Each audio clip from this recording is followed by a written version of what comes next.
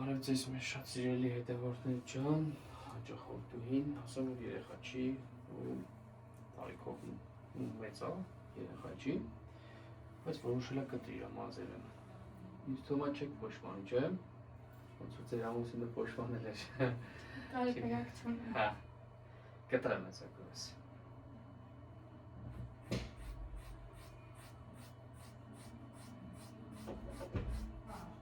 Այդ տեսա սիրուն գեղեցիկ ստրիժկա կանենք, մազերը ձրելի կաճիկ, հինյարվեք։